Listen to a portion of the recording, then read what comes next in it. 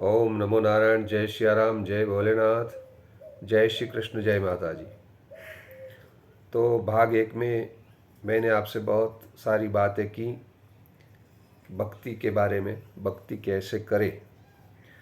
तो जो अच्छे कर्म होते हैं वो अच्छे कर्म के कोई अच्छे फल होते हैं। बहुत अच्छे कर्म करेंगे तो जैसे बहुत इंद्र सा जैसा राज मिलेगा, या तो इनके जैसी आपको सुविधा मिलेगी, आप आनंद करेंगे, जीवन जिएंगे।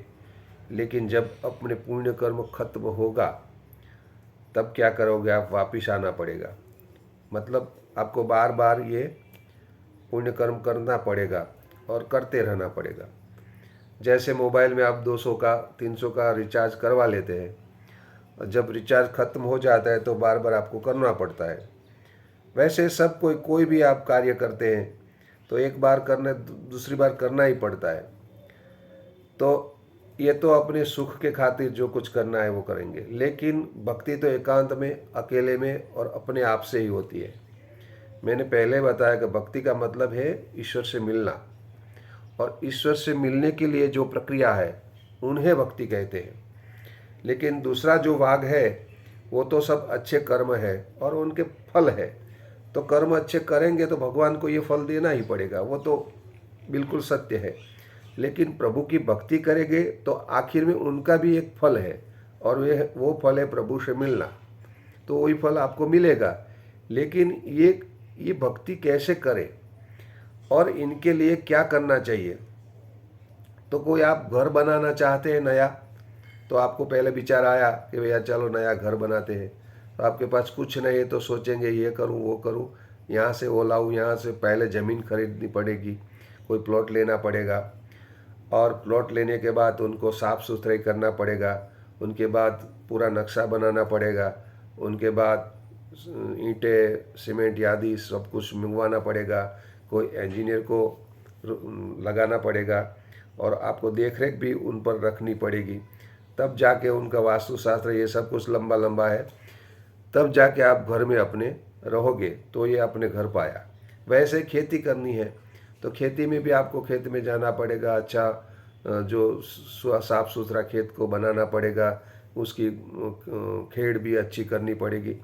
तो कुछ भी करना करना होता है तो पहले उनके लिए कुछ अच्छा, या तो अपना खेत अच्छा बनाना, अपनी ज़मीन जो कुछ है उनको साफ़ सुथरा बनाना पड़ता है। तो प्रभु को जब बुलाना है अपने आप, प्रभु आप बोलेंगे प्रभु आएंगे, कैसे आएंगे? आपको बहुत प्रश्न होंगे, आप लिखना मेरे पर, सब जवाब है मेरे पास।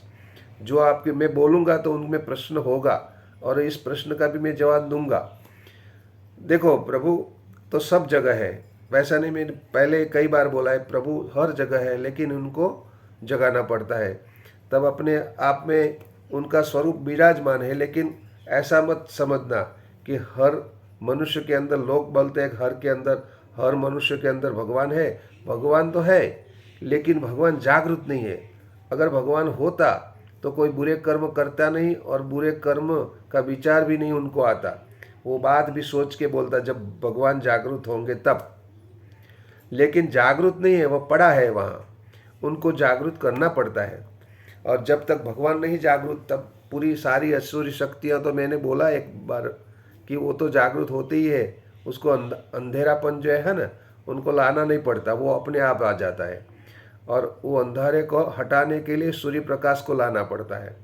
वैसे ही अपने अंदर जो परमात्मा, हम चलते फिरते हैं, क्यों चलते? उनकी शक्तियाँ हैं, वो तो सोए हैं, उनकी शक्तियाँ से हम चलते फिरते हैं।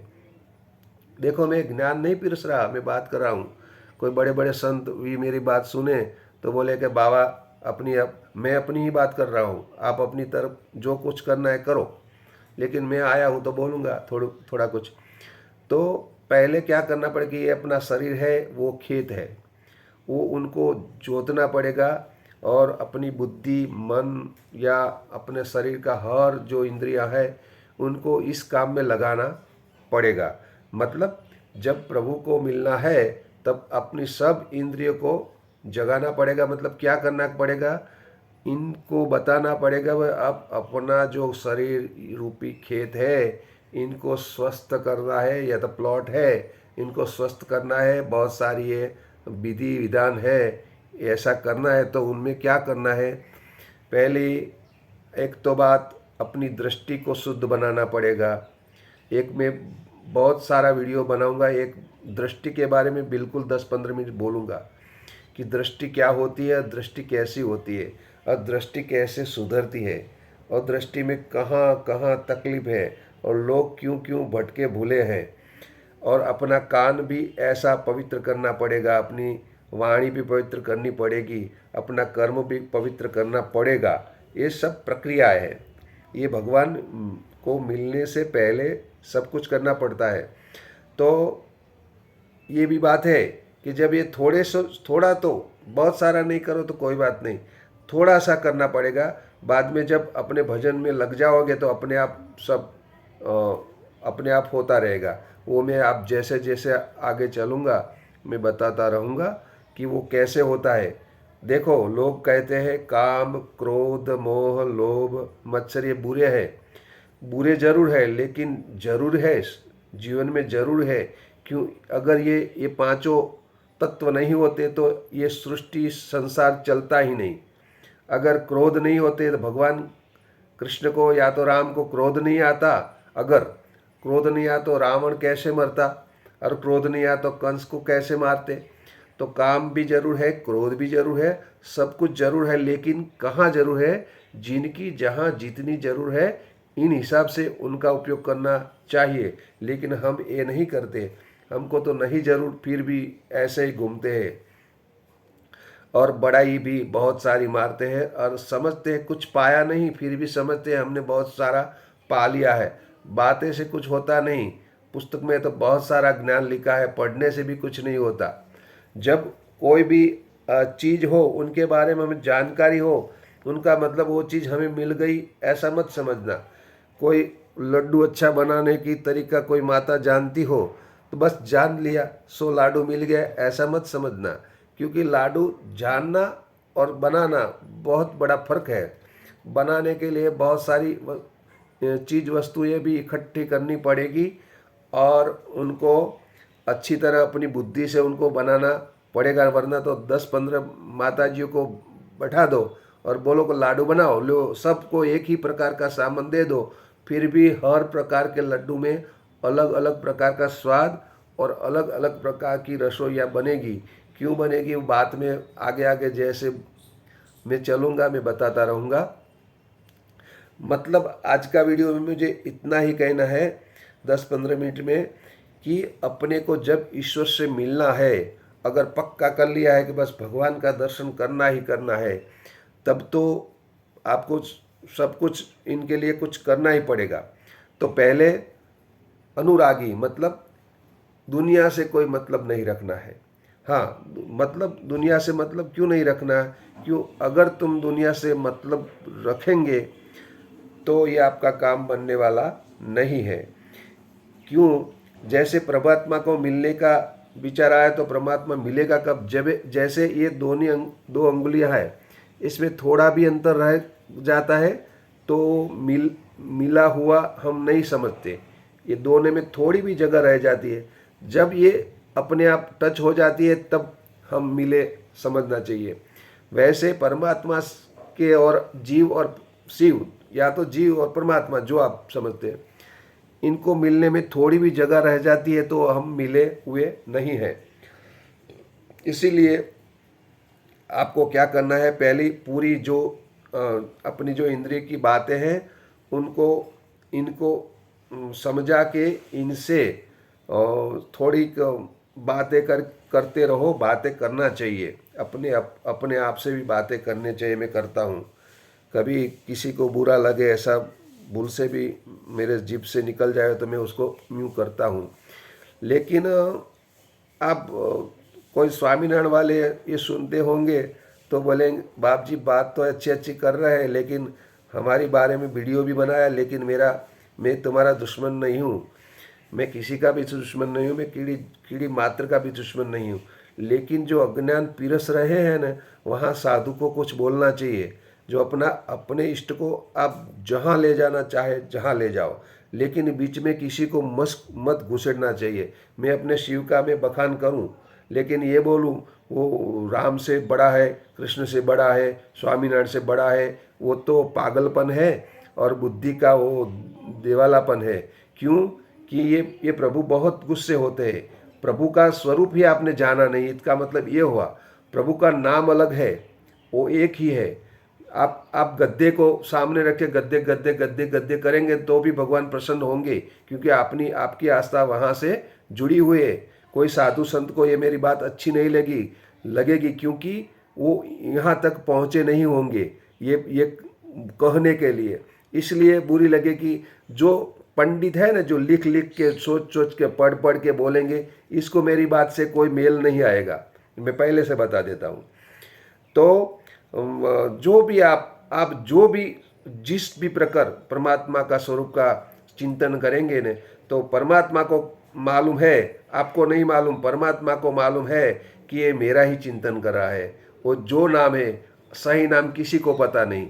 सब बोले कृष्ण राम, सही बात है, वो शास्त्र के अनुसार सही है, लेकिन जो है वो सब नाम उनके हैं, अच्छे बुरे सब नाम उनके। अब गाली दो तो मैं तो यहाँ तक बोलूँगा, गाली दो ना तो गाली भी भगवान का नाम है, क्योंकि उनके सिवा कुछ है ही नहीं।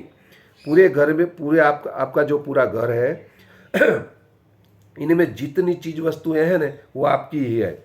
चाहे उसमें अच्छे कोई अच्छा सा कोई सोने का जवेरात पड़ा है वो भी आपका है, और पैसा पड़ा है वो भी आपका है। कोई अच्छी सी साड़ियाँ या तो कुछ सामान पड़ा है वो भी अच्छा है, और गंदगी रुमाल या तो कुछ सावरणी ये सब कुछ पड़ा है वो भी आपका है। संडास बाथरूम है वो भी आपका है। वो जो कुछ है आपका ही है। अच्छा, आपको जरूर नहीं तो आपको नष्ट कर सकते हैं, लेकिन जब तक ये जगत में जो कुछ है परमात्मा का ही है, चाहे मैं हूँ या आप, सब हम इनके हैं। इसीलिए परमात्मा को तो क्या करना पड़ता है, उनको ये परमात्मा मैं कैसे बताऊँ, कई बात ऐसी होती है जो हम बता भी नहीं सकते, हम बोल भी नहीं सकते। हम आपको समझाने की कोशिश करेंगे ना तो समझा भी नहीं सकते, ऐसी बातें होती है।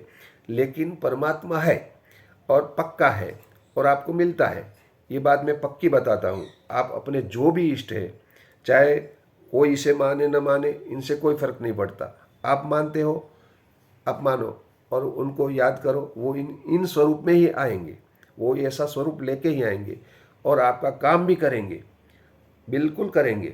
आपको जो चाहिए वो मिलेगा। लेकिन ये मिलना लेना करना वो भी भक्ति नहीं है। बाद में मैं फिर वहाँ आ गया, भगवान से कुछ पाना वो भी भक्ति नहीं है। कुछ नहीं पाना वही भक्ति है, वो मिलना और कुछ नहीं पाना। अगर भगवान मेरा शिव है, मैं उनका आराधक हूँ, मेरा आराध्य वही है, अगर मेरे पास आ जाए तो भी बस हर्ष आनंद होता है, और कुछ क्या चाहिए।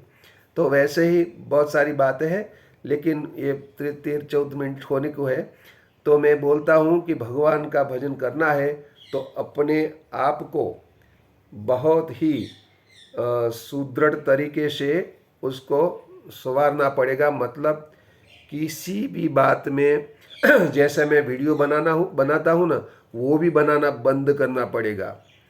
वो भी नहीं, कोई प्रवृत्ति नहीं, ईश्वर के भजन के सिवाय कोई प्रवृत्ति नहीं। लोग कहते हैं वो करते हैं ये करते हैं भगवान मिलते हैं, बड़े मिल जाते हैं, लेकिन ये मिलने के बाद आप जो कुछ कर सकते हो प्रवृत्ति, लेकिन बार बार मिलना है तो फिर वही स्थिति में रहना पड़ेगा।